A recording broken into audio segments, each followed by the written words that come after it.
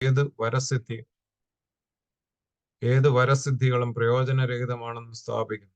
14-ാം അധ്യായത്തിൽ കോരിന്ത സഭയിൽ ഒരു പ്രശ്നമായി തീർന്ന ഭാഷാവരത്തേക്കാൾ പ്രവചനപരമാണ് കൂടുതൽ പ്രയോജനപ്രദം എന്ന് സമർത്ഥിക്കുന്നു. ഈ ഭാഗങ്ങളെ 5ആയിട്ട് നമുക്ക് ഈ അധ്യായത്തിനെ നമുക്ക് തിരിക്കാം. 1 മുതൽ 5 വരെയുള്ള വാക്യങ്ങൾ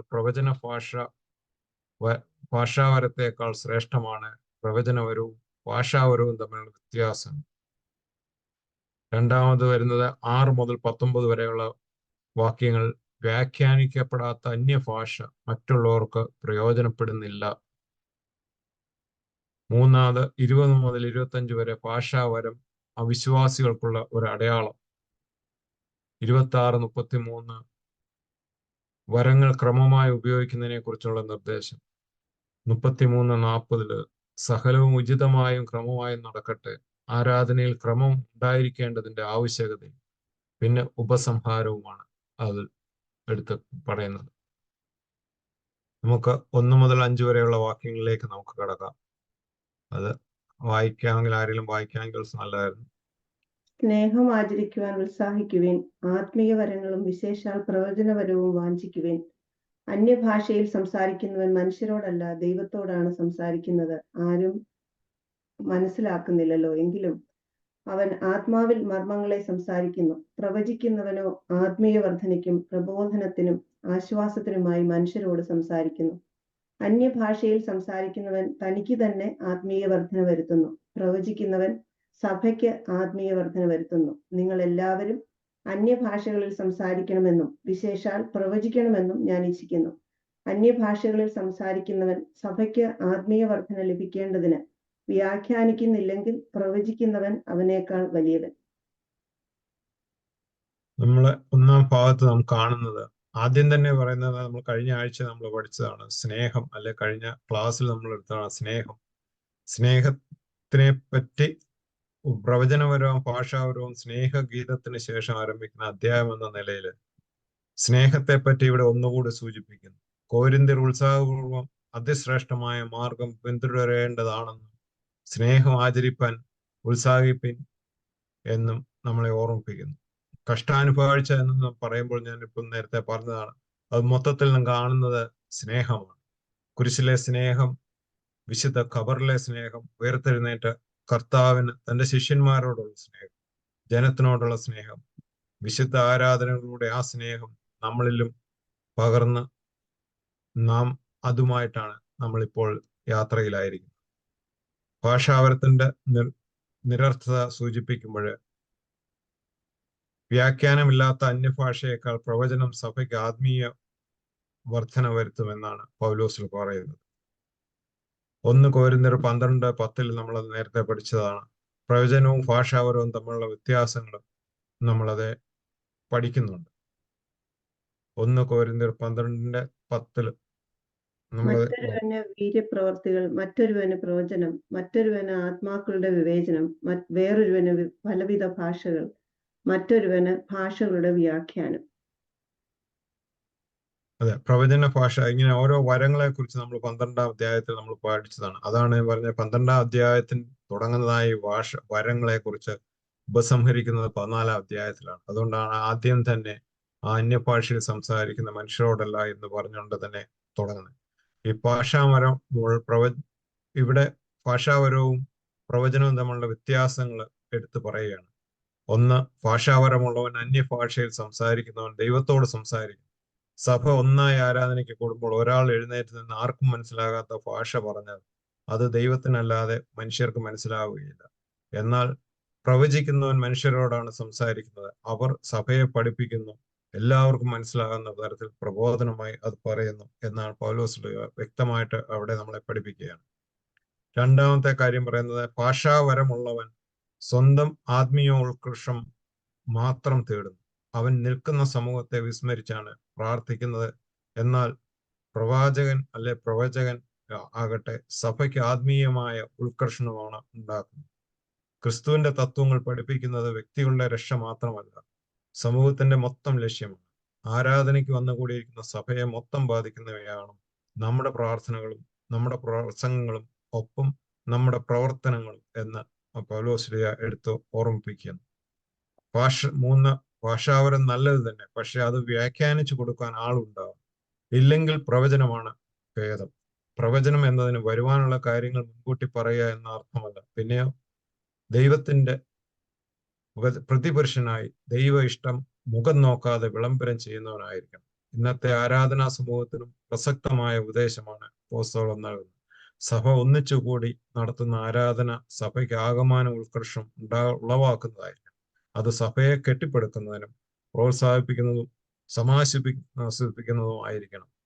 14:5 നമ്മൾ കാണുന്നു, ഇവിടെ അന്യഭാഷയിൽ സംസാരിക്കാം എന്ന് പൗലോസ് പറയുന്നത് വ്യക്തിപരമായി ദൈവവുമായി ബന്ധപ്പെടുന്നതിനെ കുറിച്ചാണ്. വിശ്വാസിയുടെ ആരാധനയിലും പ്രാർത്ഥനയിലും ഇപ്രകാരം സ്വകാര്യമായി അന്യഭാഷയിൽ സംസാരിക്കുന്നതിന് നിശ്ചയമായും വലിയ വിലയാണ്. അതുപോലെ വ്യാഖ്യാനത്തോടു കൂടിയ യഥാർത്ഥ ഭാഷ പൊതുയോഗത്തിൽ ഉണ്ടാകുന്നത് പ്രവചനത്തിന് തുല്യം. സഭയ്ക്ക് ആത്മീയത വരുത്തുന്നതാണ് വ്യാഖ്യാനം. വ്യാഖ്യാനം കൂടാതെ അന്യഭാഷയിൽ സംസാരിക്കുന്നത് ഒരു സഭയ്ക്കും എന്നാൽ പ്രയോജനം വരുത്തുന്നില്ല എന്ന് പൗലോസ് പറയുന്നു. എന്നാൽ ഇവിടെ നമ്മൾ മോശ ജോഷുവയോട് പറഞ്ഞതായ ഒരു കാര്യം നമ്മളിവിടെ ശ്രദ്ധിക്കുക. അതാണ് പൗലോസും ഇവിടെ ഉദ്ദേശിക്കുന്നത്. നമ്പേഴ്സ് ചാപ്റ്റർ 11:29 കാണുന്നു.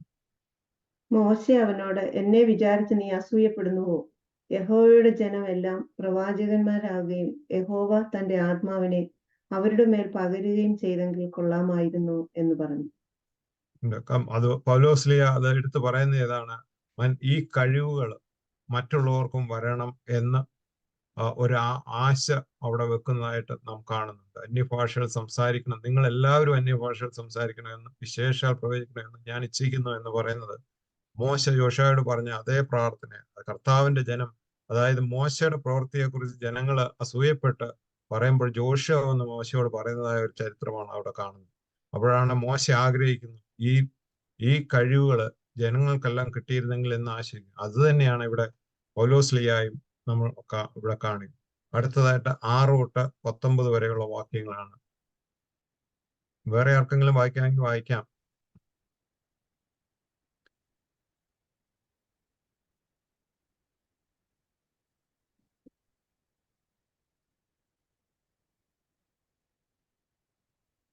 സഹോദരന്മാരെ, ഞാൻ വെളിപ്പാടായിട്ടോ ജ്ഞാനമായിട്ടോ പ്രവചനമായിട്ടോ ഉപദേശമായിട്ടോ നിങ്ങളോട് സംസാരിക്കാതെ അന്യഭാഷകളിൽ സംസാരിച്ചുകൊണ്ട് നിങ്ങളുടെ അടുക്കൽ വന്നാൽ നിങ്ങൾക്ക് എന്ത് പ്രയോജനം വരും?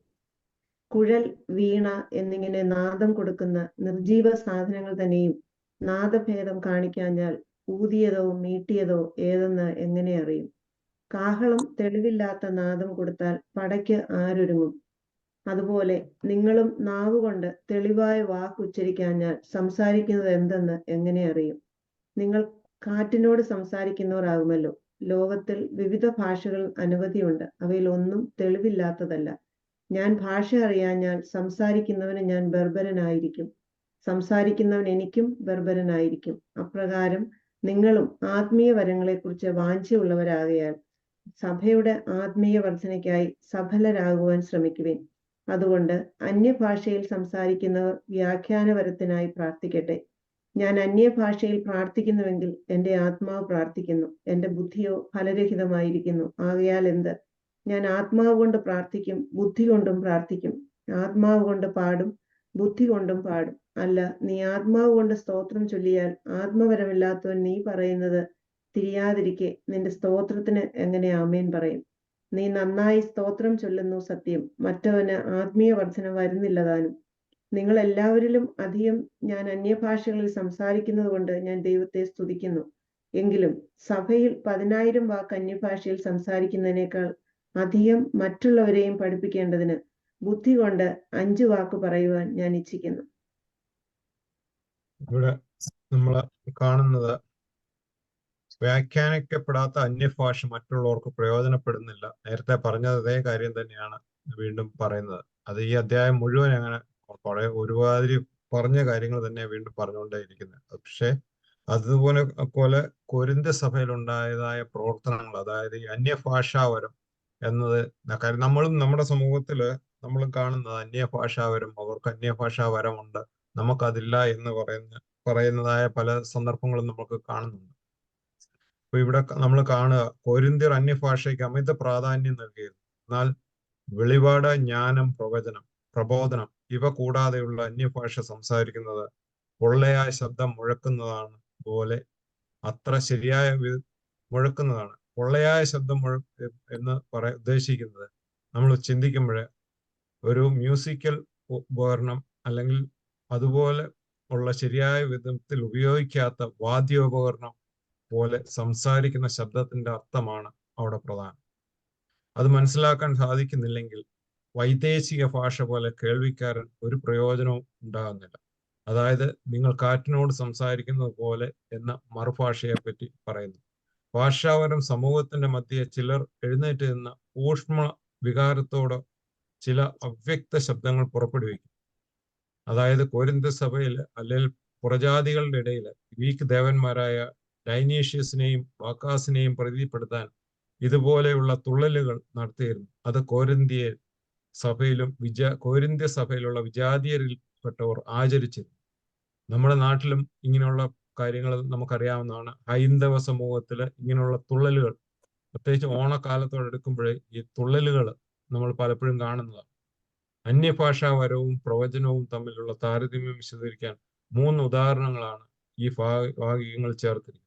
ഒന്ന്, അന്യഭാഷയിൽ സംസാരിച്ചാൽ അവർക്ക് എന്ത് പ്രയോജനം എന്ന് അപ്പോസ്തലൻ ചോദിക്കും.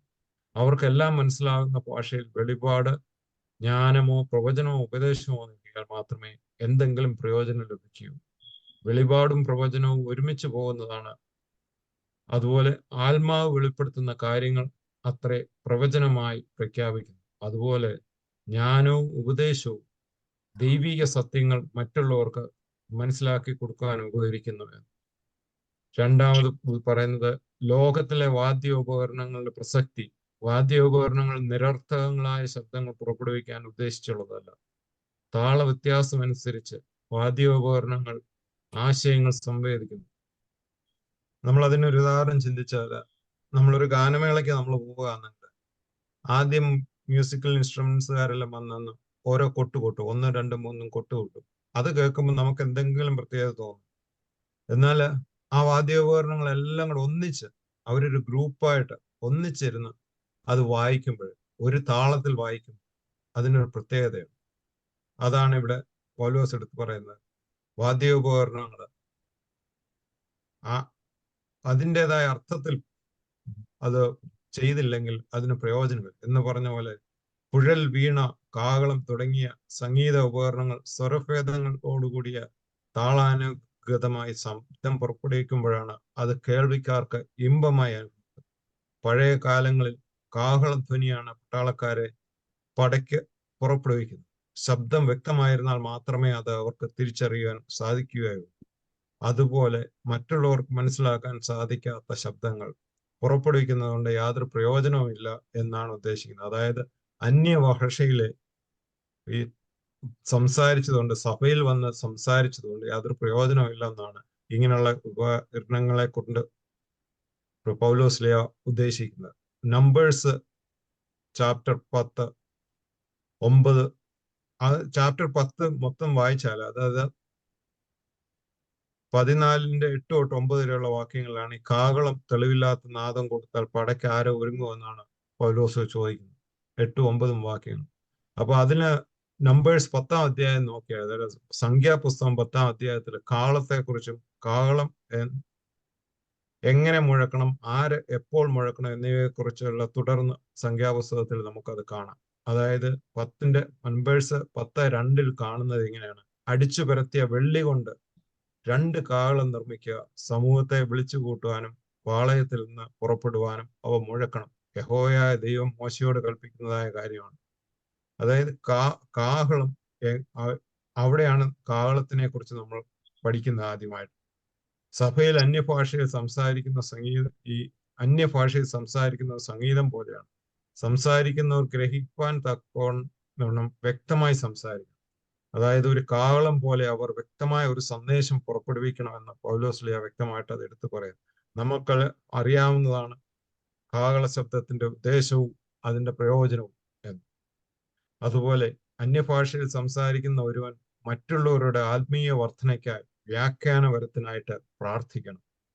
10-11 വാക്യങ്ങൾ നമ്മൾ കാണുന്നു. ലോകത്തിലെ വിവിധ ഭാഷകളുടെ സാന്നിധ്യം, മനുഷ്യൻ അധിവസിക്കുന്ന ഈ ലോകം ഭാഷകളുടെ ലോകം. പക്ഷെ എല്ലാ ഭാഷകളും ആശയവിനിമയം ചെയ്യാൻ ഉദ്ദേശിച്ചതാണ്. അവയ്ക്ക് വ്യാകരണവും ഉച്ചാരണ നിയമം വാചക ഘടനയും ഒക്കെയുമുണ്ട്. എന്നാൽ കൊരിന്ത്യ സഭ അവർ ഉപയോഗിച്ചിരുന്ന ഭാഷയ്ക്ക് ഇവ ഒന്നുമില്ലായിരുന്നു. അങ്ങനെ അതുകൊണ്ടാണ് പൗലോസ് അവരെ നിശ്ചിതമായിട്ട് വിമർശിക്കുകയും ഇങ്ങനെ ഒരു ലേഖനം എഴുതാൻ ഇടയാക്കുകയും ചെയ്തു. പെന്തിക്കോസ്തിൽ ശിഷ്യന്മാർ പറഞ്ഞ ഭാഷ അവിടെ കൂടിയിരുന്നവർക്കൊക്കെയും മനസ്സിലാകുന്നതായിരുന്നു.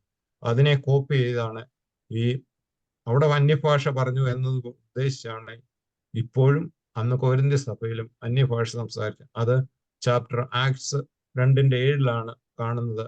പെന്തിക്കോസ്തിയിലെ ശിഷ്യന്മാരിൽ പരിശുദ്ധമായി ഇറങ്ങി ആവസിക്കുകയും ശിഷ്യന്മാർ പ്രവചിക്കുകയും അവിടെ ഇരുന്ന എല്ലാ വിജാതീയരും എല്ലാ ഭാഷക്കാരും അത് മനസ്സിലാക്കുകയും ചെയ്തു എന്ന് നമ്മൾ കാണുന്നു. 12-13 വാക്യങ്ങളിൽ നമ്മൾ കാണുന്നത് ആത്മീയ വരങ്ങൾ പ്രാപിക്കുവാനുള്ള കോരിന്ത്യരുടെ അഭിവാദ്യങ്ങൾ അപ്പോസ്തലൻ അപലപിക്കുന്നില്ല. എന്നാൽ ഈ വരങ്ങൾ ആഗ്രഹിക്കുന്നതിന് പിന്നിലുള്ള ഉദ്ദേശത്തെ സംബന്ധിച്ച് വ്യക്തമായ ധാരണ ആവശ്യമാണെന്ന് ഓർമ്മിപ്പിക്കുക.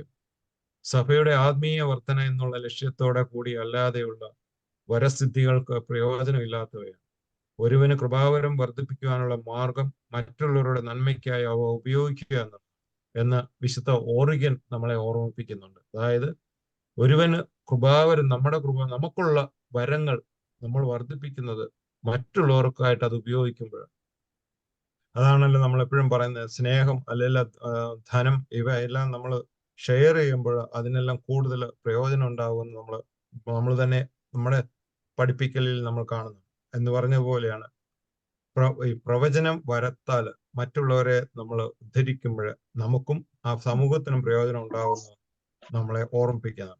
അന്യഭാഷാ വരമുള്ളവർ വ്യാഖ്യാനത്തിന് ആഗ്രഹിക്കാൻ അപ്പോസ്തലൻ ആഹ്വാനം ചെയ്തു. അന്യഭാഷ വരമുള്ളവര്, അതായത് ഭാഷാവരമുള്ളവരെല്ലാം, ഗിഫ്റ്റ് ഓഫ് ടങ്സ് ഉള്ളവര് ആ പ്രവചനം കൂടെ പഠിക്കണം. അതിനെ വ്യാഖ്യാനിക്കാനും കൂടെ പഠിച്ചിരിക്കണമെന്നാണ് പൗലോസ് പറയുന്നത്.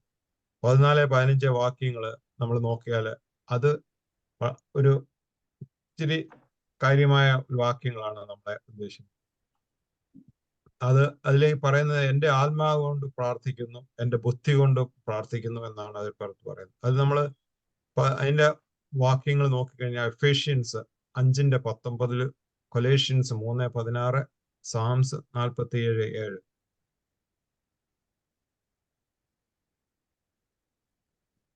എഫേഷ്യൻസ് 5:19 സങ്കീർത്തനങ്ങളാലും സ്തുതികളാലും ആത്മീയ ഗീതങ്ങളാലും തമ്മിൽ സംസാരിച്ചും നിങ്ങളുടെ ഹൃദയത്തിൽ കർത്താവിന് പാടിയും കീർത്തനം ചെയ്തു. അത് തന്നെയാണ്, അതുപോലെ തന്നെ അതേ സെയിം തന്നെ വാക്യങ്ങളാണ് കൊലേഷ്യൻ 3:16. സങ്കീർത്തനങ്ങളാലും സ്തുതികളാലും ആത്മീയ ഗീതങ്ങളാലും തമ്മിൽ പഠിപ്പിച്ചും ബുദ്ധി ഉപദേശിപ്പിച്ചും നന്ദിയോടെ നിങ്ങളുടെ ഹൃദയത്തിൽ ദൈവത്തിന് പാടിയും. അതാണ് ഇവിടെ. അത് തന്നെ സാംസ് 47:7 വരുമ്പോൾ ഒരു ഇച്ചിരി വ്യത്യാസം ഉണ്ട്.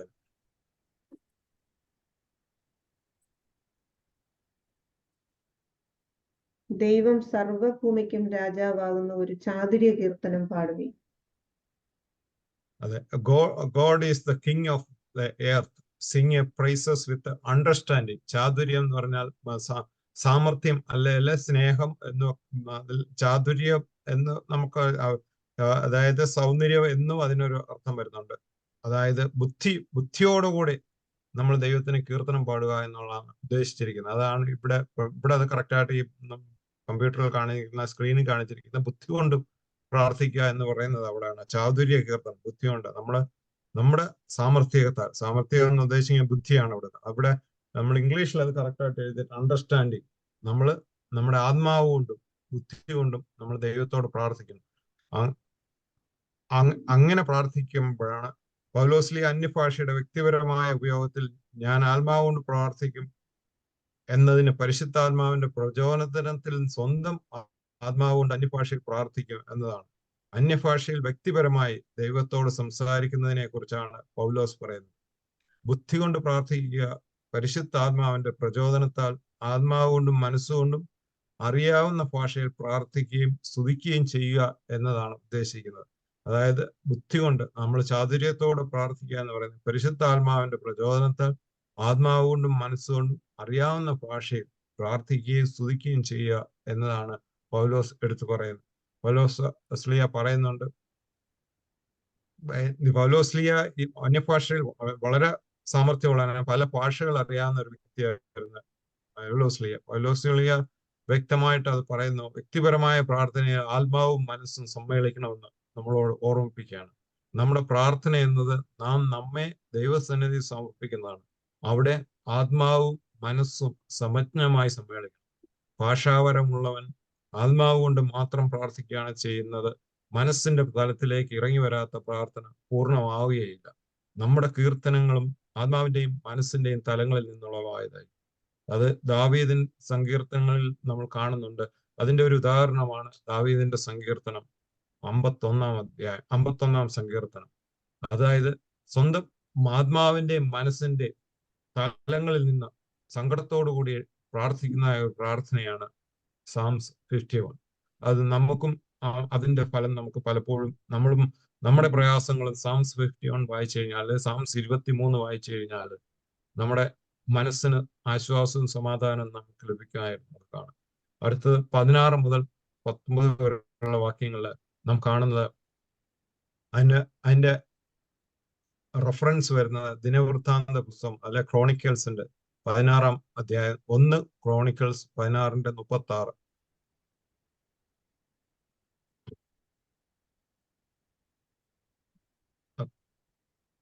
ഇസ്രായേലിൻ ദൈവമായ യഹോവ എന്നും എന്നേക്കും വാഴ്ത്തപ്പെട്ടവൻ, സകല ജനവും ആമേൻ എന്ന് പറഞ്ഞു യഹോവയെ സ്തുതിച്ചു.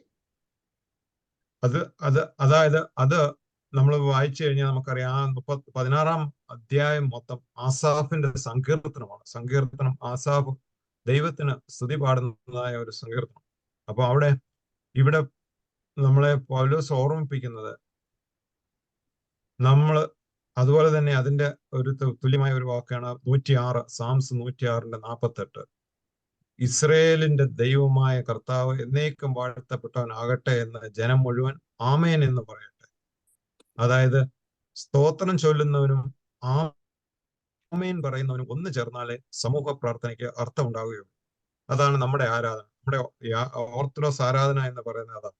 നമ്മള് ഒരു പുരോഹിതൻ തന്നെ നിന്ന് ഒരു കുർബാന ചൊല്ലാൻ ഒക്കത്തില്ല, അല്ലെ പുരോഹിതൻ തന്നെ എന്ന് പ്രാർത്ഥിക്കുക എന്ന് പറയുന്നത് ഒരു നമ്മുടെ ആരാധനയ്ക്ക് പറ്റിയതായ ഒരു കാര്യം.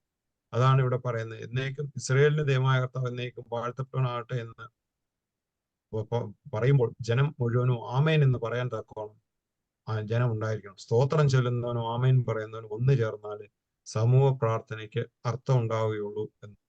ക്രിസ്തീയ ആരാധന വ്യക്തിപരം മാത്രമല്ല, സാമൂഹികവും കൂടിയായിരിക്കണം. വ്യക്തിയുടെ രക്ഷയേക്കാൾ സാമൂഹിക രക്ഷയാണ് പ്രാധാന്യം. അപ്പോൾ സ്തോത്രം ചൊല്ലുന്ന നായകനും ആമേൻ പറയുന്ന വിശ്വാസിക്കും തുല്യ സ്ഥാനമാണ് ആരാധനയിൽ. അത് നമുക്ക് അറിയാവുന്നതാണ്. നമ്മളുടെ ആരാധനയിൽ നമ്മൾ സംബന്ധിക്കുമ്പോൾ നമുക്ക് അറിയാം, നമ്മുടെ നായകനായാലും ശുശ്രൂഷക്കാരനായാലും അവരോടൊപ്പം ജനങ്ങളും കൂടുമ്പോഴാണ് ആ ആരാധനയായിട്ട് തീരുന്നത്. അപ്പം അതാണ് നമ്മുടെ സഭകളിൽ കാണുന്നത്. പ്രത്യേകിച്ച് അപ്പോസ്തീല സഭകളിലെല്ലാം നമ്മൾ അതാണ് പ്രാക്ടീസ് ചെയ്തത്. എന്നാൽ കോരിന്ത സഭയിൽ കണ്ടുവന്നത് അന്യഭാഷയിൽ ആമേൻ പറയുന്നവർക്ക് സ്ഥാനമില്ലായിരുന്നു. അതിനെയാണ് പൗലോസ് ശ്ലീഹ ഇവിടെ വിമർശിക്കുന്നത്. താൻ പറഞ്ഞ കാര്യങ്ങളുടെ ഗൗരവം കോരിന്തർ മനസ്സിലാക്കാനാണ് അവസാനം ഭാഷാപരത്തെയും പ്രവചനത്തെയും താരതമ്യപ്പെടുത്തി ഒരു കണക്ക് അവിടെ പറയുന്നുണ്ട്. 10,000 വാക്കുകൾ, വ്യാഖ്യാനമില്ലാത്ത 10,000 വാക്കുകൾ അന്യഭാഷയിൽ സംസാരിക്കുന്നതിനേക്കാൾ ജനത്തിന് ഗ്രഹിക്കാവുന്ന ഭാഷയിൽ ഏതാനും അല്ലെങ്കിൽ 5 വാക്കുകൾ സംസാരിക്കുന്നതിനാണ് സഭയ്ക്ക് പ്രയോജനം എന്ന്. അത് വളരെ കറക്റ്റായിട്ട് അത് നമ്മൾ ഒരു 100,000 പ്രാർത്ഥനകൾ പ്രാർത്ഥിക്കുന്നതിനേക്കാൾ നല്ലത് നമ്മുടെ മനസ്സിൽ നിന്ന് ബുദ്ധിപൂർവമായ ഒരു 5 വാക്ക് ദൈവത്തിന്റെ മുമ്പിൽ അനുതാപത്തോടു കൂടി നമ്മൾ പ്രാർത്ഥിക്കുമ്പോൾ ആ പ്രാർത്ഥനയ്ക്കാണ് നമുക്ക് ഫലം ലഭിക്കുന്നതാണ് പൗലോസ് പറയുന്നത്. നമ്മൾ 20-25 വാക്യങ്ങളിലേക്ക് നമുക്ക് ഇനിയും കടക്കാം. സഹോദരന്മാരെ, ബുദ്ധിയിൽ കുഞ്ഞുങ്ങളാകരുത്, തിന്മയ്ക്ക് ശിശുക്കളായിരിപ്പീൻ, ബുദ്ധിയിലോ മുതിർന്നവരാകുകയും അന്യഭാഷകളാലും അന്യന്മാരുടെ അധരങ്ങളാലും ഞാൻ ഈ ജനത്തോട് സംസാരിക്കുമെങ്കിലും അവർ എൻ്റെ വാക്ക് കേൾക്കയില്ല എന്ന് കർത്താവ് അരുളി ചെയ്യുന്നു എന്ന് ന്യായപ്രമാണത്തിൽ എഴുതിയിരിക്കുന്നു. അതുകൊണ്ട് അന്യഭാഷകൾ അടയാളമായിരിക്കുന്നത് വിശ്വാസികൾക്കല്ല, അവിശ്വാസികൾക്കത്രേ. പ്രവചനമോ അവിശ്വാസികൾക്കല്ല, വിശ്വാസികൾക്ക് തന്നെ. സഭയൊക്കെയും ഒരുമിച്ച് കൂടി എല്ലാവരും അന്യഭാഷകളിൽ സംസാരിക്കുന്നു എങ്കിൽ ആത്മവരമില്ലാത്തവരോ അവിശ്വാസികളോ അകത്ത് വന്നാൽ നിങ്ങൾക്ക് ഭ്രാന്തുണ്ട് എന്ന് പറയില്ലയോ? എല്ലാവരും പ്രവചിക്കുന്നു എങ്കിലോ? അവിശ്വാസിയോ ആത്മവരമില്ലാത്തവനോ അകത്ത് വന്നാൽ എല്ലാവരുടെ വാക്കിനാലും അവന് പാപബോധവും വരും. അവൻ എല്ലാവരാലും വിവേചിക്കപ്പെടും. അവന്റെ ഹൃദയ രഹസ്യങ്ങളും വെളിപ്പെട്ടു വരും. അങ്ങനെ അവൻ കവിണ് വീണ് ദൈവം വാസ്തവമായി നിങ്ങളുടെ ഇടയിലുണ്ട് എന്ന് ഏറ്റുപറഞ്ഞ് ദൈവത്തെ നമസ്കരിക്കും. ഭാഷാവരം അവിശ്വാസികൾക്കുള്ള അടയാളം. ഇവിടെ ഭാഷാവരത്തെ കുറിച്ച് പറയുന്ന ഈ ഭാഷാവരം മറ്റ് അവിശ്വാസികളായ ജനങ്ങൾക്ക് അതൊരു അടയാളമായിട്ടാണ് ഇവിടെ പൗലോസ്ലീഹ കാണിക്കുന്നത്. ഇവിടെ ആദ്യം തന്നെ തുടങ്ങുന്നത് 20-ാം വാക്യം, തിന്മയ്ക്ക് ശിശുക്കളായിരിക്കും. അതിനെക്കുറിച്ച് നമ്മൾ കഴിഞ്ഞ ആഴ്ചകളിൽ നമ്മൾ പഠിച്ചതാണ്. അത് സാംസ് 131:2 ഉണ്ട്, എഫേസ്യൻസ് 4:14, റോമൻസ് 16:19.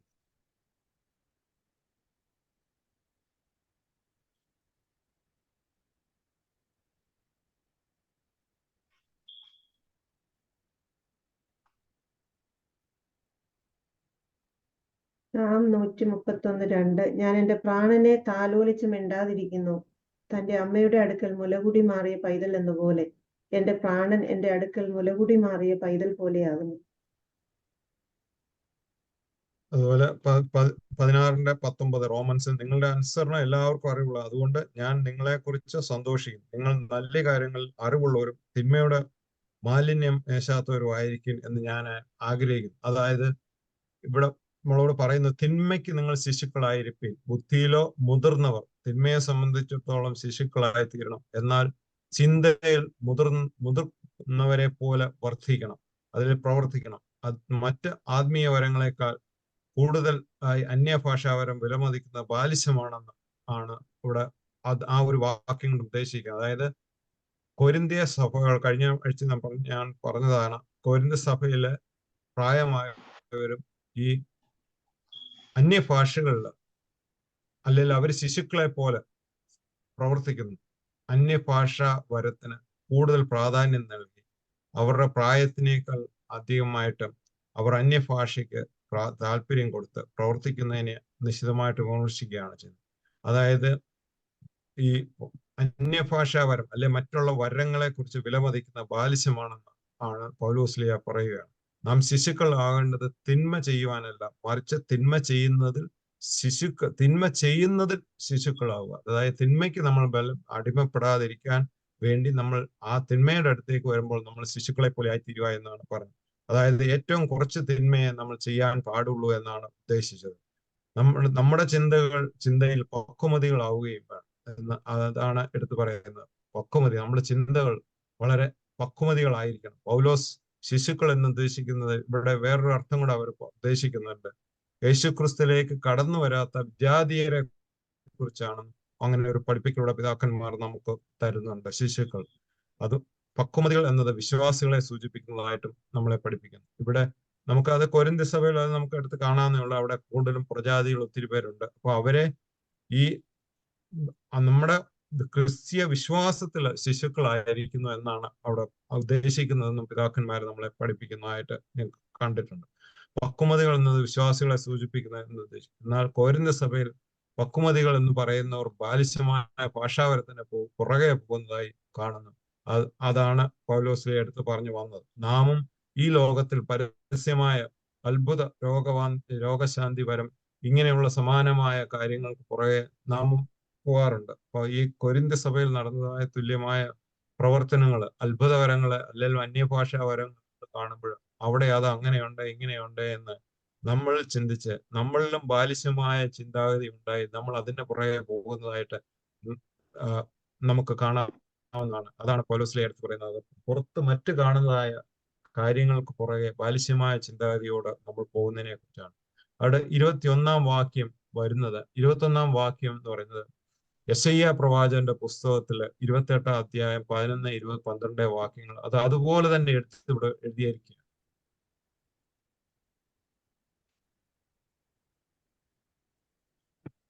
അതെ, വിക്കി വിക്കി പറയുന്ന അധരങ്ങളാലും അന്യഭാഷയിലും അവർ ഈ ജനത്തോട് സംസാരിക്കും.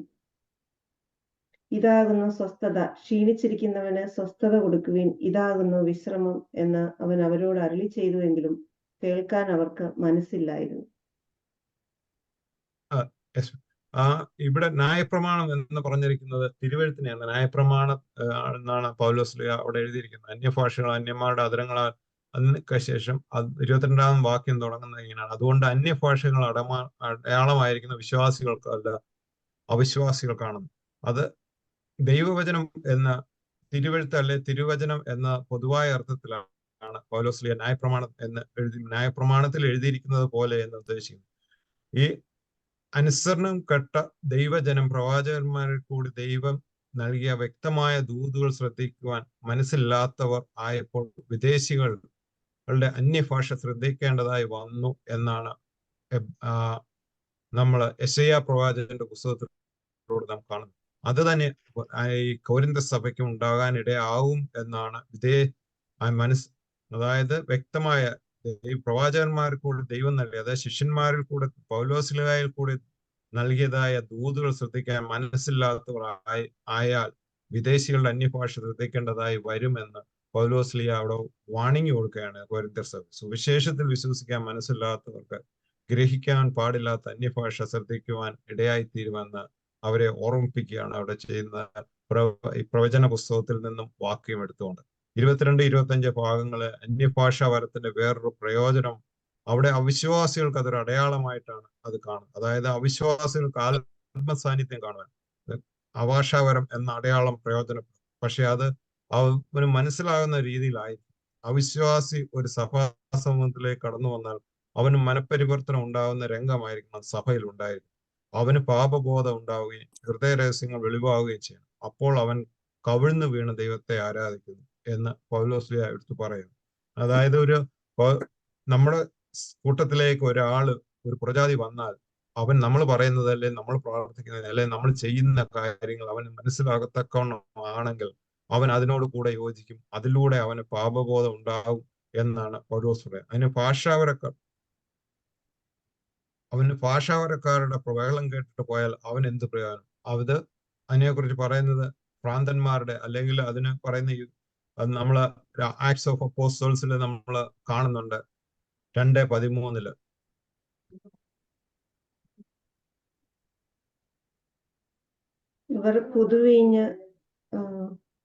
ഇവർ പുതുവീഞ്ഞ് കുടിച്ചിരിക്കുന്നുവെന്ന് മറ്റ് ചിലർ പരിഹസിച്ചു പറഞ്ഞു.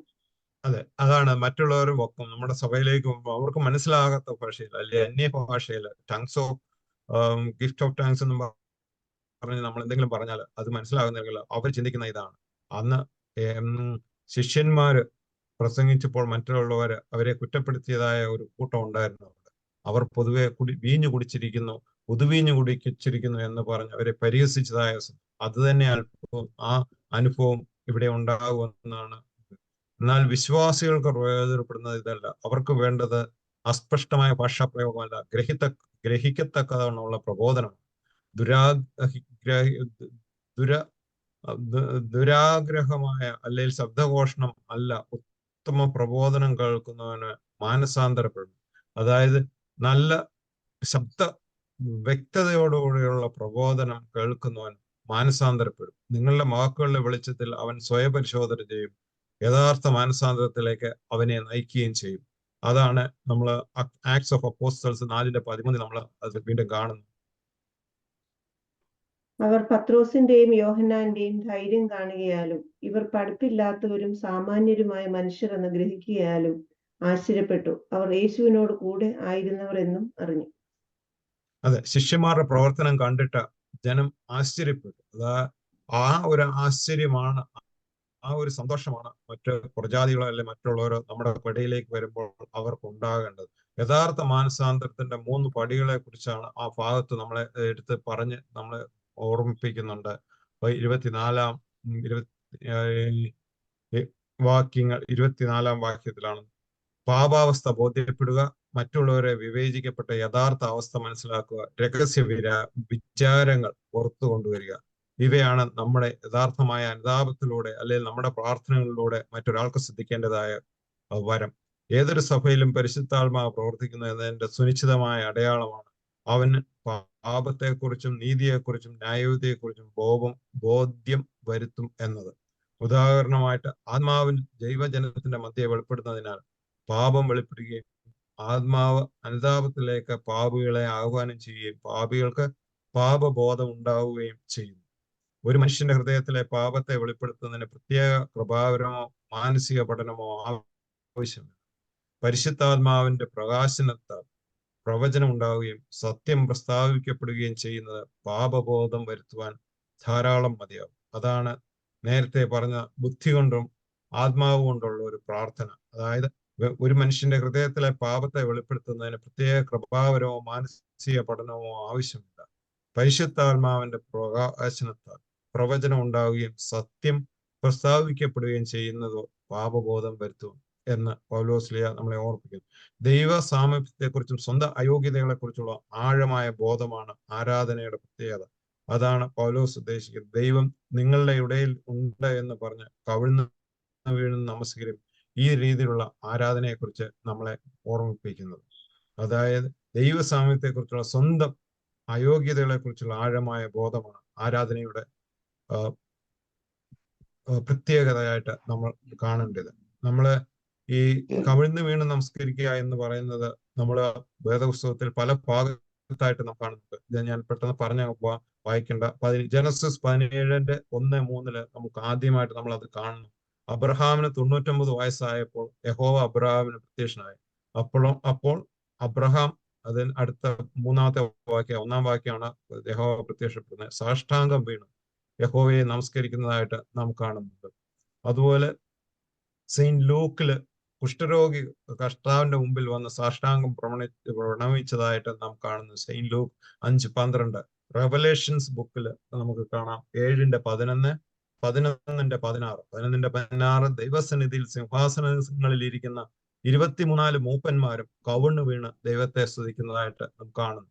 ദൈവം പാപബോധം നമ്മൾ മനസ്സിലുണ്ടാകുമ്പോൾ നാം ദൈവത്തെ കവിണ്ണു വീണ് നമസ്കരിക്കുമെന്നാണ് ഇവിടെ നമ്മളെ ഓർമ്മിപ്പിക്കുന്നത്. ഇനി 26-33 വരെയുള്ള വാക്യങ്ങൾ.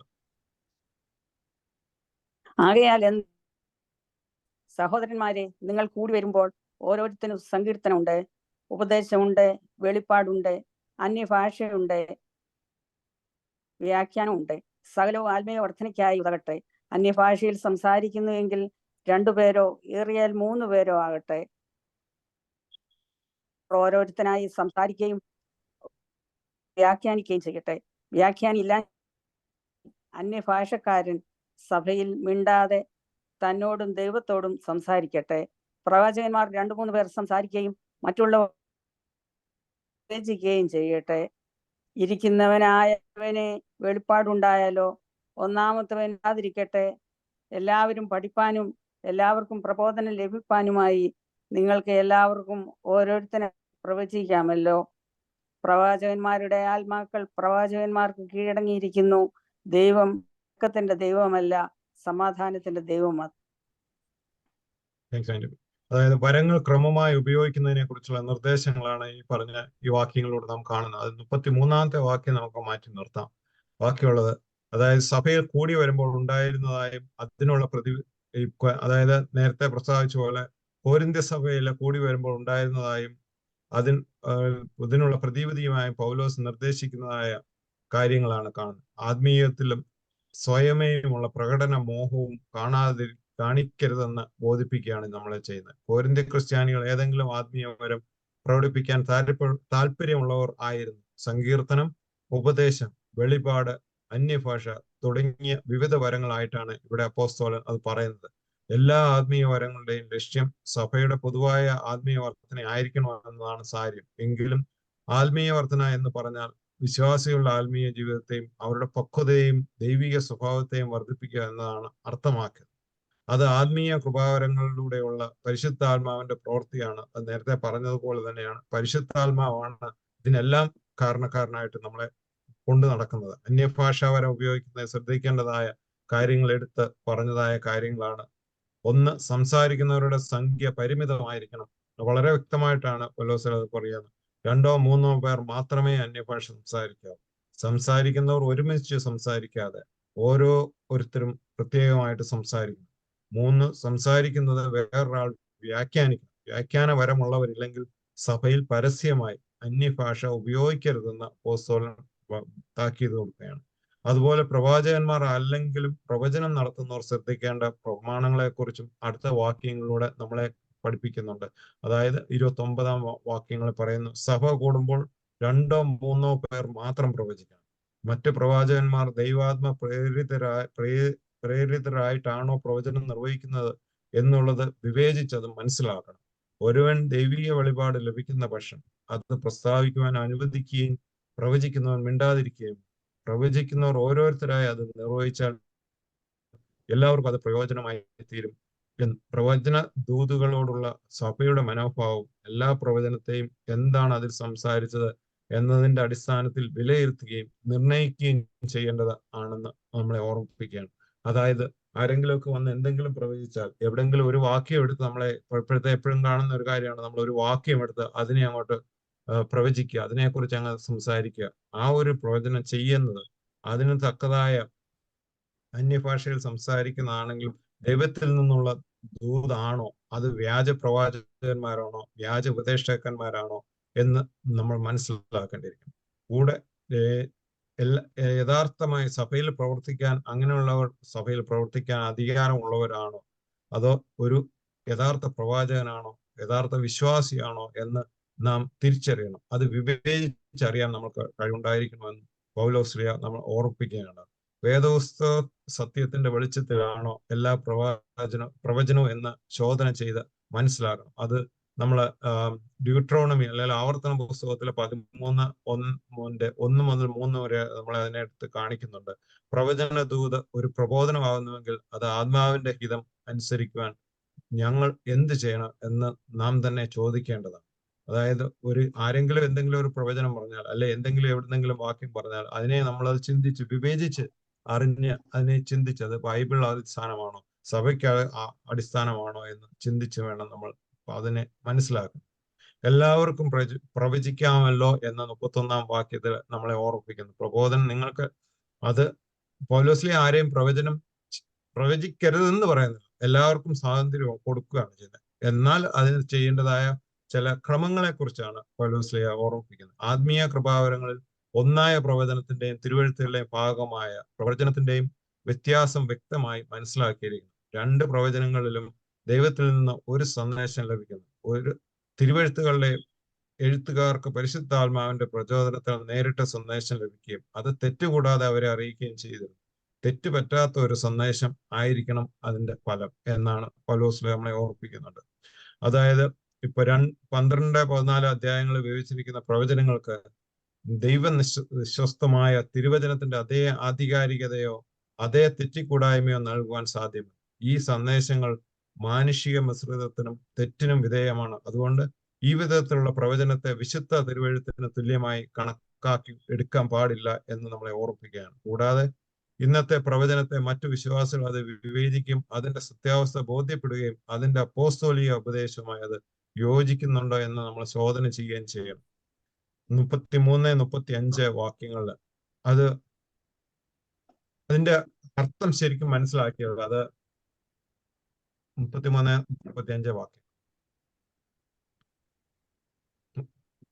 വിശുദ്ധന്മാരുടെ സർവ്വസഭകളിലും എന്ന പോലെ സ്ത്രീകൾ സഭായോഗങ്ങളിൽ മിണ്ടാതിരിക്കട്ടെ. ന്യായപ്രമാണവും പറയുന്നത് പോലെ കീഴടങ്ങിയിരിപ്പാനല്ലാതെ സംസാരിപ്പാൻ അവർക്ക് അനുവാദമില്ല. അവർ പഠിപ്പാൻ ഇച്ഛിക്കുന്നുവെങ്കിൽ വീട്ടിൽ വെച്ച് ഭർത്താക്കന്മാരോട് ചോദിച്ചു കൊള്ളട്ടെ. സ്ത്രീ സഭയിൽ സംസാരിക്കുന്നത് അനുചിതമല്ലോ. ദൈവവചനം നിങ്ങളുടെ ഇടയിൽ നിന്നോ പുറപ്പെട്ടതേ അല്ല, നിങ്ങൾക്ക് മാത്രമോ വന്നത്? അത്രയും മതി ആൻറ്റി, താങ്ക്സ്. അത് ആ വാക്യങ്ങൾ തുടങ്ങുന്നത് 33 തൊട്ടാണ് ആക്ച്വലി പറഞ്ഞത്. ദൈവം കലക്കത്തിന്റെ ദൈവമല്ല, സമാധാനത്തിന്റെ ദൈവം. വിശുദ്ധന്മാരുടെ സഭകൾ, അതായത് കൊരിന്ത്യ സഭയിൽ നടന്നതായ കൊരിന്ത്യ കാലത്ത്, അതായത് നമ്മൾ 11ാം അധ്യായത്തിൽ നമ്മൾ ആദ്യം കണ്ടതാണ് സ്ത്രീകൾ എങ്ങനായിരിക്കണം വസ്ത്രധാരണം ചെയ്യണം. അതിന് തുല്യമായ ഒരു പെരുമാറ്റച്ചട്ടമാണ് ഇവിടെ പറയുന്നത്. അല്ല, സ്ത്രീകൾ സഭയിൽ മിണ്ടരുതെന്നല്ല പൗലോസിനെ ഉദ്ദേശിക്കുന്നത്. ആരാധനയ്ക്ക് വരുന്ന സഭകളെ പെരുമാറ്റച്ചട്ടത്തിന്റെ വിവരണം തുടരുകയാണ് ഇവിടെ ചെയ്യുന്നത്. ദൈവം സമാധാനദായകനാണ്, കോലാഹലത്തിന്റെ ദൈവമല്ല. കൊരിന്ത്യ സഭയിലെ ക്രമക്കേടിന്റെ കാരണഭൂതൻ ദൈവമല്ല എന്ന് നമ്മളെ പൗലോസ് ഓർമ്മിപ്പിക്കുകയാണ്. സമൂഹത്തിന്റെ സമാധാനം ദൈവിക പ്രവർത്തനത്തിന്റെ സാന്നിധ്യത്തിന്റെ അടയാളം. കൊരിന്ത്യ സഭ കൂടി വരുമ്പോൾ ഒരു കോലാഹലത്തിന്റെ അവസ്ഥയിലേക്ക് മാറി. അവിടെയാണ് അപ്പോസ്തലൻ പറയുന്നത്, അടുത്ത 2 വാക്യങ്ങളിലൂടെ നമ്മളെ ഓർമ്മിപ്പിക്കുന്നത്. സ്ത്രീകൾ സഭയിൽ പ്രവർത്തിക്കുവാനും അവസരം ഉണ്ടെന്നിരിക്കെ മറ്റ് സംസാരങ്ങൾ എല്ലാം നിരോധിക്കുന്നതാണ് പറയുന്ന വാക്കുകൾ. സ്ത്രീകൾ സഭയിൽ മിണ്ടാതിരിക്കട്ടെ എന്ന ഈ 2 വാക്യങ്ങളിൽ അപ്പോസ്തലൻ ഉപയോഗിച്ചിരിക്കുന്നത് ഗ്രീക്ക് വാക്ക്, അതിന്റെ അർത്ഥം നമ്മൾ മനസ്സിലാക്കേണ്ടിയിരിക്കും. ഗ്രീക്ക് വാക്ക് ലലൈൻ എന്നാണ്. LALEIN, ലലൈൻ എന്നാണ് ഗ്രീക്ക്. അതിന്റെ അർത്ഥം എന്ന് പറഞ്ഞാൽ ഒച്ച വയ്ക്കുക, അനാവശ്യമായ വർത്താനം പറയുക എന്ന് ഇതിനെയാണ് ലലൈൻ ഉപദേശിക്കുന്നത്. അതാണ് പൗലോസ് ഇവിടെ ഉദ്ദേശിക്കുന്നത്. എന്നാൽ ലഗൈൻ എന്ന് പറഞ്ഞാൽ LEGEIN, ലഗൈൻ എന്ന് പറഞ്ഞാൽ അർത്ഥപൂർണതമായോ ആവശ്യമായ ചോദ്യങ്ങൾ ചോദിക്കുന്നതിനെ, അല്ലെ സാധാരണമായുള്ള സംസാരത്തിനെയാണ് ലഗൈൻ എന്ന് പറയുന്നത്. ലലൈൻ എന്നെയാണ് പൗലോസ് അവിടെ നിരോധിച്ചിരിക്കുന്നത്. സ്ത്രീകൾ സഭയിൽ വരുമ്പോൾ അനാവശ്യമായ സംസാരങ്ങൾ ഒഴിവാക്കും. അവിടെ നമുക്കറിയാം, പുറജാതികളിൽ നിന്നും വന്ന സ്ത്രീകളാണ്. ആ സ്ത്രീകളുടെ ആരാധനാ സ്വാതന്ത്ര്യം അവിടെ കൂടുതൽ ഉണ്ടായിരുന്ന ഒരു കാര്യം. ദേവദാസി സമ്പ്രദായം നടന്നിരുന്ന സ്ഥലത്താണ് പൗലോസ് പോയി സഭ ഉണ്ടാക്കിയത്. അപ്പം ആ സ്ത്രീകൾക്ക് അവിടെ പ്രാതിനിധ്യം കൂടുതൽ ഉണ്ടായിരുന്നു. അപ്പൊ ആ സ്ത്രീകളുടെ ആ ഒരു കാലഘട്ടത്തിന് ആണ് സ്ത്രീകൾ സഭയിൽ മിണ്ടാതിരിക്കാൻ പൗലോസ്ലിയ പറയുന്നത്. അതായത് നമ്മൾ അനാവശ്യമായ സംസാരങ്ങൾ സഭയിൽ ഉണ്ടായിരുന്നു. അതുപോലെ ഈ സന്ദർഭങ്ങളിൽ അവിടെ വരുമ്പോൾ സ്ത്രീകൾ പ്രാർത്ഥിക്കുവാനോ പഠിപ്പിക്കുവാനോ പാടില്ല എന്ന് പറയുന്നില്ല. എന്നാൽ 11ാം അധ്യായത്തിൽ നാം പഠിച്ചതുപോലെ തന്നെയാണ് കൊരിന്ത്യ സഭയിൽ പ്രജാതികൾ വന്ന സ്ത്രീകൾ ഈ പ്രവചനവും അന്യഭാഷാ പ്രയോഗം നടത്തിയിരുന്നത് പൗലോസിന് വിലക്കുകയാണ് അവിടെ ചെയ്തത്. ഈ ഭാഗത്തും അതുപോലെ പൗലോസ് സ്ത്രീകളെ ബഹുമാനിക്കാതിരിക്കുകയല്ല ചെയ്യുന്നത്. കൊരിന്ത്യ സ്ത്രീകൾ പള്ളിയിലെ പ്രബോധന സമയങ്ങളിൽ സംശയ നിവാരണം എന്ന പേരിൽ അവരുടെ സ്വന്തം അഭിപ്രായങ്ങൾ പറയുന്നതിനെ ആണ് അവിടെ നിരോധിച്ചത്. കാര്യം പരസ്യമായ ആരാധനയിൽ അവർ വന്ന് സ്വന്തം അഭിപ്രായങ്ങളല്ല, അവർ വന്ന് സംശയങ്ങൾ ചോദിക്കുന്നതിനെയാണ് അവിടെ പൗലോസ് വിലക്കുന്നത്. അവിടെയാണ് പറയുന്നത്, നിങ്ങൾ ഭർത്താക്കന്മാരോട് ചോദിച്ച് മനസ്സിലാക്കുക എന്ന് പറഞ്ഞു. ആ സംശയ നിവാരണത്തിനെയാണ്, അല്ലെങ്കിൽ അത് വീട്ടിൽ ഭർത്താവിനോട് ചോദിച്ച് മനസ്സിലാക്കണം എന്നാണ് ഉദ്ദേശിച്ചത്. അല്ലാതെ സ്ത്രീകൾ സഭയിൽ മിണ്ടാതിരിക്കും. നമ്മൾ ചിലർ പറയും, സ്ത്രീകൾ പൗലോസ് അന്ന് അങ്ങനെ പറഞ്ഞിട്ടുണ്ട്. അത് ആ കാലഘട്ടത്തിന് കൊരിന്ത്യ സഭയിൽ നടന്ന പ്രവർത്തനത്തിനെ കുറിച്ച് ഉദ്ദേശിച്ചാണ് സ്ത്രീകൾ അങ്ങനെ ചെയ്യാൻ പാടില്ല. അത് തന്നെയാണ് 11ാം അധ്യായത്തിൽ പറഞ്ഞ സ്ത്രീകൾ തല മൂടുന്നില്ലെങ്കിൽ മുടി വെട്ടിച്ച് കളയണമെന്ന് പറഞ്ഞതിന്റെ ഉദ്ദേശവും അങ്ങനെയുള്ള കാര്യങ്ങളാണ്. ഇത് ഇവിടെ ഇനി അടുത്ത നമുക്ക് 36 വാക്യം പറയുന്നത്, നിങ്ങളാണോ ദൈവവചനത്തിന്റെ ഉത്ഭവസ്ഥാനം? അതും കൊരിന്ത്യ സഭയോട് തന്നെ ചോദിക്കുന്ന ഒരു ചോദ്യമാണ്. അതേ, കൊരിന്ത്യ സഭ ആദ്യകാലങ്ങളിൽ ഉണ്ടായ ഒരു സഭയാണ് കൊരിന്ത്യ സഭ. അപ്പൊ അവരുടെ ഉദ്ദേശം, അവരാണ് ദൈവത്തിന്റെ വചനം ആദ്യം, അല്ലെങ്കിൽ ദൈവത്തിന്റെ ഈ ക്രിസ്തീയ സഭ ആദ്യം തുടങ്ങിയ എന്നുള്ള ഒരു അഹങ്കാര ഭാവം ഉണ്ടായിരുന്നു. അതാണ് അവിടെ പൗലോസിന്റെ രീതി അറിയാമല്ലോ, ക്വസ്റ്റ്യൻ ചോദിക്കുക എന്നുള്ളതും.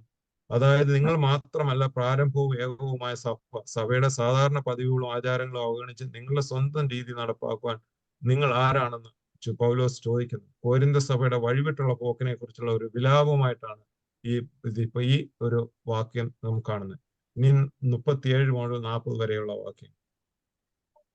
താൻ പ്രവാചകനെന്നോ ആത്മീകനെന്നോ ഒരുത്തന് തോന്നുന്നുവെങ്കിൽ ഞാൻ നിങ്ങൾക്ക് എഴുതുന്നത് കർത്താവിന്റെ കൽപ്പനയാവുന്നതെന്ന് അവൻ അറിഞ്ഞുകൊള്ളട്ടെ.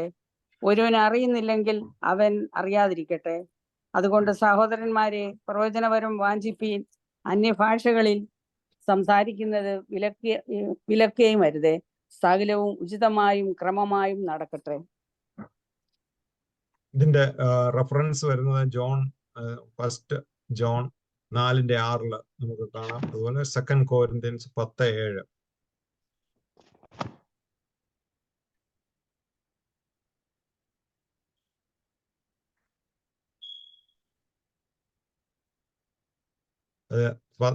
ജോൺ 4:6 നാം ദൈവത്തിൽ നിന്നുള്ളവരാണ്, ദൈവത്തെ അറിയുന്നവൻ നമ്മുടെ വാക്ക് ശ്രവിക്കുന്നു, ദൈവത്തിൽ നിന്നല്ലാത്തവൻ നമ്മുടെ വാക്ക് ശ്രവിക്കുന്നില്ല. ഇതുവഴി സത്യത്തിന് ആത്മാവിനെയും അസത്യത്തിന്റെ ആത്മാവിനെയും നമുക്ക് തിരിച്ചറിയാം. കൊരിന്ത്യർ 10:7 സിമിലർ ആയിട്ടുള്ള വാക്യങ്ങളാണ്. ഈ വാക്യങ്ങൾ ഇതിനകത്ത് കാണുന്ന 37 മുതൽ 40 വരെയുള്ള കാര്യങ്ങൾ കാണുന്ന ഒരു ഉപസംഹാരമാണ്. ഈ അധ്യായത്തിന്റെ ഒരു ഉപസംഹാരമാണ് നമ്മൾ ഇത്രയും നേരം പഠിച്ചതിനെ കുറിച്ചും. അതുപോലെ ദൈവവചനം നിങ്ങളുടെ ഇടയിൽ ഈ താൻ പ്രവാചകനെന്നോ ആത്മീയനെന്നോ ഒരുത്തിന് തോന്നുന്നെങ്കിൽ നിങ്ങൾ അത് അവനവന്റെ അഹങ്കാരത്തെ കുറിച്ച് ചിന്തിക്കരുത് എന്നും പ്രസ്താവിക്കുകയാണ് ചെയ്യുന്നത്. മാത്രമല്ല, ഒരു വിശ്വാസ സംരക്ഷനായ ഒരു ഭരണാധിപനായിട്ടാണ് വിശുദ്ധനായ പൗലോസ് ഇവിടെ നാം കാണുന്നത്. നമ്മുടെ കർത്താവിന്റെ കൽപ്പനയാണ് ഞാൻ എഴുതുന്നതാണ് പറയുന്നത്. അത് കർത്താവിന്റെ ഹിതാനുസരണമാണ് അപ്പോൾ അന്ന് വ്യക്തമാക്കുകയും ചെയ്യുന്നത്. സഭയിലെ ഏത് പ്രവർത്തനം അതനുസരിച്ചേ മതിയാകും. സഭാകൽപ്പന, കർത്തൃകൽപ്പന അംഗീകരിക്കാത്തവനെ കർത്താവ് അംഗീകരിക്കുകയില്ല എന്ന് പൗലോസ് വ്യക്തമായിട്ട് നമ്മളോട് ഓർമ്മിപ്പിക്കുകയാണ് ചെയ്യുന്നത്. ആകയാൽ സമുചിതമായ സേവനം നടത്തിയാൽ മാത്രം പോരാ, അത് ക്രമമായും നിയമാനുസരണമായും നടത്തും. അതായത് ദൈവകൽപ്പനകൾ അനുസരിച്ചും ദൈവത്തിന്റെ സഭാ കൽപ്പനകൾ അല്ലെങ്കിൽ കർത്തൃകൽപ്പന സഭയായിട്ടുണ്ടാക്കിയിരിക്കുന്നത് അനുസരിച്ച് നടത്തണം. അത് ക്രമമായും നിയമാനുസരണമായും നടത്തണം. പരസ്യ ആരാധനകൾ എല്ലാവർക്കും ആത്മീയ അഭിവൃദ്ധി വരുത്തുന്ന വിധത്തിലായിരിക്കും. അത് സഭാ നിയമവും ക്രമവും അനുസരിച്ചായിരിക്കും. അതോടൊപ്പം അപ്പോസ്തലൻ ആഗ്രഹിക്കുന്നു, അന്യഭാഷ സംസാരിക്കുന്നത് നിരുത്സാഹപ്പെടുത്തരുതെന്നും പ്രവചനപരം എല്ലാവരും വാഞ്ചിക്കണമെന്നും പറഞ്ഞാണ് ഈ അധ്യായം അവസാനിപ്പിക്കുന്നത്. അതായത് 40-ാമത്തെ വാക്യം എന്നും അല്ലെങ്കിൽ 39-ാമത്തെ വാക്യം പറഞ്ഞ് അവസാനിപ്പിക്കുന്നതാണ് എല്ലാവരും അന്യഭാഷകൾ സംസാരിക്കുന്നത് വിലക്കരുത്, സകലതും ഉചിതമായും ക്രമമായും നടത്തണം. അതായത് ഇങ്ങനെയുള്ള കാര്യങ്ങളെല്ലാം ചെയ്യണം, പക്ഷെ അതിൻ്റെതായ ക്രമങ്ങളിലായിരിക്കണമെന്ന് പറഞ്ഞാണ് പൗലോസിലെ ഈ അധ്യായം അവസാനിപ്പിക്കുന്നത്. ഇതിന്റെ കൺക്ലൂഷനിലേക്ക് വന്നു കഴിഞ്ഞാൽ, വ്യക്തികളുടെ കഴിവുകൾ പ്രദർശിപ്പിക്കാനുള്ള വേദിയല്ല ആരാധനാ സമ്മേളനം. അവിടെ ദൈവാത്മാവിനായിരിക്കണം സ്ഥാനം. അന്യഭാഷാവരവും പ്രവചനപരവും ഒന്നിച്ചു ചേർന്ന് വേണം ഒരു സഭയിൽ പൊതുവേദിയിൽ അവതരിപ്പിക്കേണ്ടത്. ഒരു ആത്മീയ വരത്തിനും പൊതുസഭയിൽ പ്രത്യേകമായ പ്രാതിനിധ്യം കൊടുക്കുകയോ ചെയ്യരുത്. നേതാക്കന്മാർ ഒരുമിച്ച് ചേർന്ന് നടത്തുന്ന ആരാധനകൾ ചിലപ്പോൾ അരോചകങ്ങളായി തീരാറുണ്ട്. സ്തോത്രം ചൊല്ലുന്നവനും ആമേൻ പറയുന്നവനും ഒന്ന് ചേർന്ന മാത്രമേ സമൂഹ പ്രാർത്ഥനയ്ക്ക് അർത്ഥമുണ്ടാവുകയുള്ളൂ. ക്രിസ്തീയ ആരാധന വ്യക്തിപരം മാത്രമല്ല, സാമൂഹികവും കൂടിയാണ്. സഭ അംഗങ്ങളിൽ പലർക്കും വിവിധ വരങ്ങൾ, പല താലന്തുകൾ ഉണ്ടായിരിക്കും. എന്നാൽ സഭാംഗങ്ങൾ പരസ്പരം സഹകരിച്ച് കൃപാവരങ്ങൾ പൊതു നന്മയ്ക്കായി പ്രയോജനപ്പെടുത്തും. പൗലോസ് കൊരിന്ത്യരോട് പറയുന്ന കാര്യങ്ങൾ പാലിച്ചാൽ ആരാധനയിൽ എല്ലാവർക്കും പങ്കാളിത്തം ഉണ്ടാവുകയും ആരാധന ഭംഗിയാവുകയും പൊതു പ്രയോജനത്തിന് ഉതവുകയും ചെയ്യും. പരസ്യ ആരാധന ക്രമീകരിക്കുകയും നടത്തുകയും ചെയ്യുമ്പോൾ ശ്രദ്ധിക്കേണ്ട കാര്യങ്ങളാണ് നമ്മൾ ഈ അധ്യായത്തിലൂടെ നമ്മൾ പഠിച്ചത്. അതായത് ഇതുവരെയുള്ള അധ്യായങ്ങളിൽ നമ്മൾ കണ്ടത് ഈ ആരാധനയിലെ ക്രമീകരണങ്ങളാണ്. ഇനി നമ്മൾ അടുത്ത ആഴ്ച വിട്ട് ടോട്ടലി ഡിഫറൻസ് ആയിട്ട് ഒരു ക്ലാസ്സിലേക്കാണ് നമ്മൾ കയറുന്നത്. അതായത് പുനരുത്ഥാനവും മരിച്ചവരുടെ ഉയർത്തെഴുന്നേൽപ്പുമാണ് അടുത്ത സബ്ജക്റ്റ് വരുന്നത്. അതോടുകൂടി കൊരിന്ത്യർക്കുള്ള ഈ ലേഖനം കഴിയുകയാണ് ചെയ്യുന്നത്. ഇങ്ങനെ ഇന്നത്തെ ക്ലാസ് നമുക്ക് ഇവിടെ അവസാനിപ്പിക്കാം. അടുത്ത ക്ലാസ് നമുക്ക് അടുത്ത ആഴ്ച നമുക്ക് ദൈവം അനുവദിച്ചാൽ നമുക്ക് കാണാം. തമ്പുരാൻ എല്ലാവരെയും അനുഗ്രഹിക്കട്ടെ. താങ്ക് യു ജമ്മച്ച, ഞങ്ങൾക്കൊരു നല്ല ക്ലാസ് തന്നേനെ. ദൈവത്തിന് നന്ദി പറയാം. Thank you aunty. നമ്മൾക്ക് എപ്പോഴും എല്ലാവർക്കും സംശയവും എത്ര കേട്ടാലും വീണ്ടും സംശയം വരുന്ന ഒരു കാര്യമാണ് ഈ പ്രവചനപരവും അന്യഭാഷാപരവും ഒക്കെ നമ്മളെപ്പോഴും കേൾക്കുന്നത്. ആർക്കെങ്കിലും സംശയം ഉണ്ടെങ്കിൽ ഇപ്പൊ ചോദിക്കാം.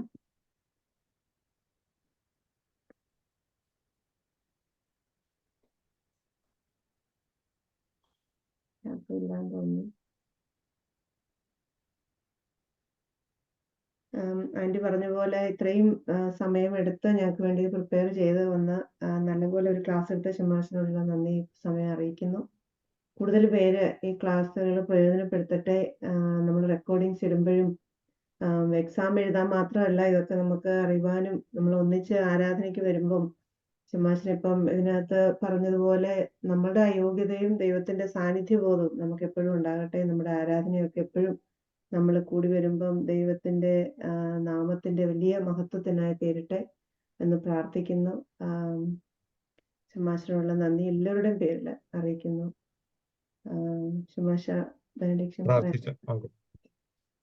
വിശുദ്ധമുള്ള പിതാവേ, വിശുദ്ധമുള്ള എന്റെ തിരുനാമത്തെ ഞങ്ങളെ കാത്തോളമേ. രക്ഷിതായ പുത്ര ജയിക്കപ്പെട്ടവന്റെ സ്ലീപായ മറിച്ചു. വിശുദ്ധമുള്ള റോഹ, വിശുദ്ധമുള്ള എന്റെ കുടിയിരിപ്പിന് ഞങ്ങളാക്കണേ വെച്ചു. ദൈവമായ അർത്ഥായ നേരമൊക്കെയും കാലമൊക്കെ എല്ലാ സമയം എന്റെ ദൈവത്വത്തിന്റെ ചെറിയ കീഴിൽ നയികളെ മറിച്ചുണ്ടോ.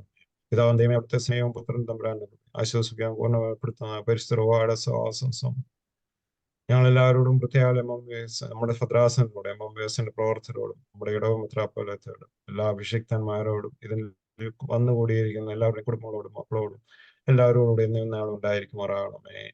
ആമേൻ. Thank you. Good night everybody. എല്ലാവരോടും പങ്കുചേർന്ന എല്ലാവരോടും നന്ദി അറിയിക്കുന്നു. Thank you. Good night. Good night.